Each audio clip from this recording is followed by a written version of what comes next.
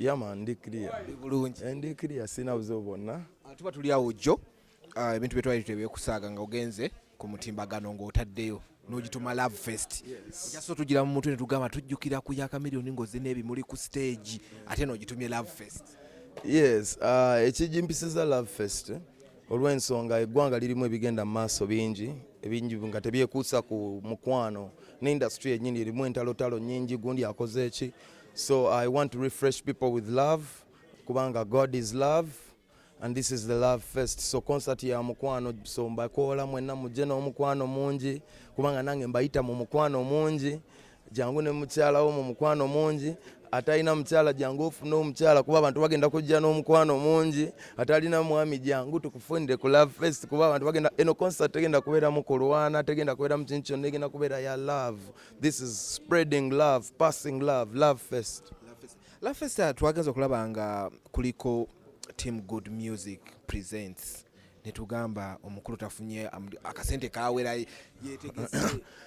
Nedda nayagala nnyo nkole ne baganda bange bapromota abalala bagitegeke nali kyagadde nnyo naye nga wabiraba bamu bajja bankuba abamu ne bagana okuntegeka. So nga byenjagala ebiruubirirwa tebabiraba ate nga njagala ndabe nga tukwatagana tutegere business eno gye tuli mu kibi nnyo okubeera mu business nga togitegeera all the way around. So era nesize njetegekedde kuva ku sente ziva mu nsawo yange n'emikwano gyange gyonna nammwe abantu nesize Katonda era kwolwo olunaku nesize ne basponsa bange betugenda okuba nga tutambula nabo to the Love Fest. Mwenna mbebaza era nga benesize. So mbagamba bannayuganda concert eno I have nothing to do but give it to you because you've demanded for it and I am very ndi musanyufu nnyo okulaba nga nkibakolera nange era nga mbayita temukola olunaku mujje mu bungi mujje mumpagire olw'ensonga n'endala kubanga nange siina na experience. I'm trying to put this together by myself and I'm counting on God and you guys. Omuntu akumanye Pallaso otandika okuyimba eddoboozi erikakamu eddoboozi eriraga love mu live tewali akubusabusa abantu batwalemuko katini kiki ekinaabeera erugogo ku cricket over ku lunga June. Olugogo first of all sinabakuba bulungi planning yonna kugimalayo ya Love Fest naye tuyinako mu first of all njagala actually abayimbi abato tugenda bawa mugoberere page social media pages zange tugenda kubawa auditions nga mugenda ku auditioninga tulabe njagala mbewo ne platform yaabwe kuba nayimirira nabo ensi eyinza okumanyirawo. It could be the beginning because Love Fest is gonna be a big platform. So njagala tu auditioning newankubadde toyina kuba na hit toyina na kuba na experience y'amaanyi naye kasitoba nga gwengo omuntu okyagala nga ate okoze ne ku music go recording it osobola okujja no auditioning people will look at you and know if tusunsulemu era mujja kuba mula platform ko olwo. Then of course concert yeyo musubire platform ya Mayanja family.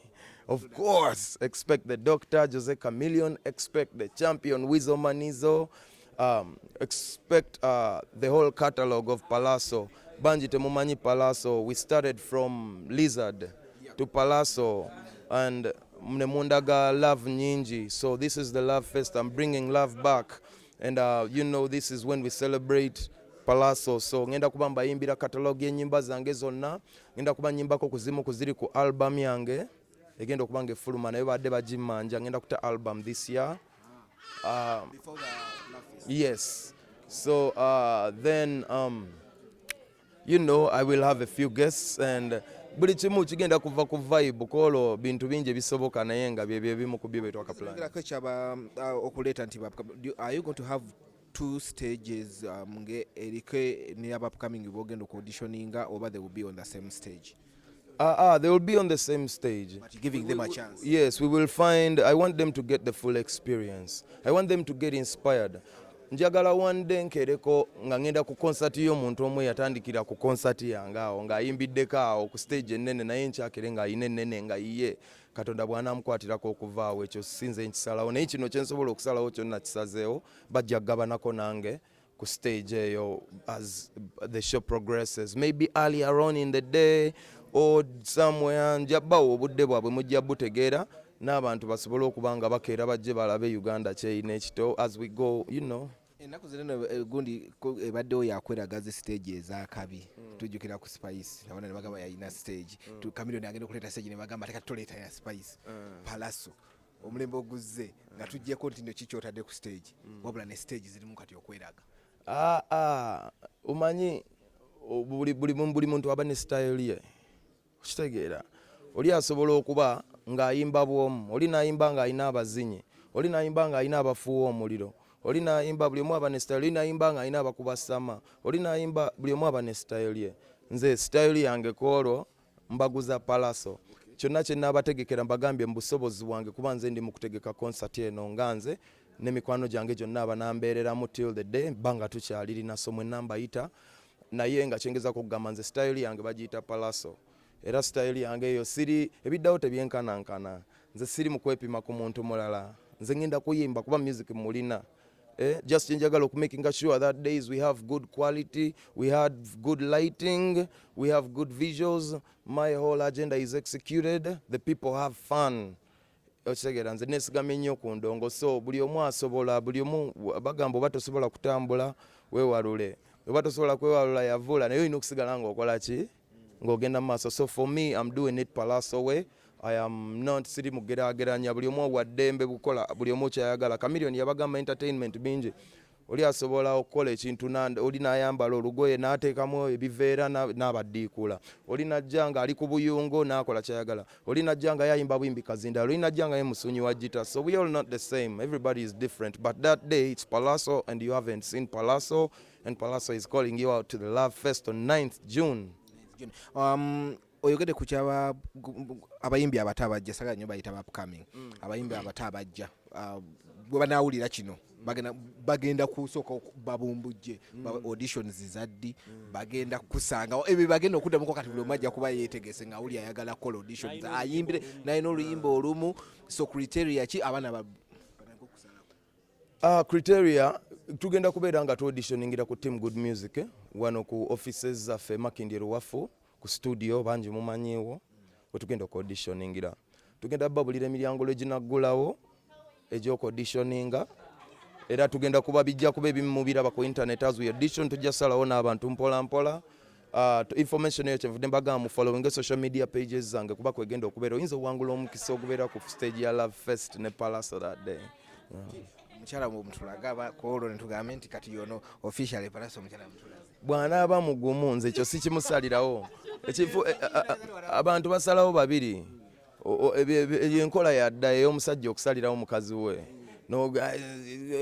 gweri omugongo nze ndi ekisambi ye bw'anaaba nga kola ayagala mubalage nja mubalaga you know but tusalawo babiri it's not me alone and also every stage brings its own things so let's see you never know. Olulema lwakuba olwa money ne lutambula ensi yonna lulabako Jamaica nga studios aba radios ezinjawulo ziri kuba nendaba videos nyingi nga zitali ku page yo abantu bangi ne baagala okuluddamu abantu ne baagala do we expect surprises nga bwezityo bane bano be wayimba nabo ng'okyali ebweru n'enyimbe ze wayimba ne collabos wako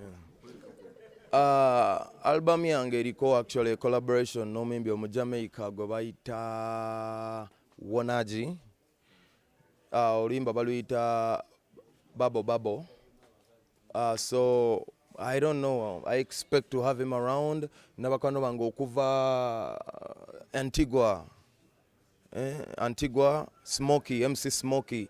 Yankubidde jjo ku WhatsApp call nangamba me must attend brother, me must show you love. Nemugamba Bega blessed.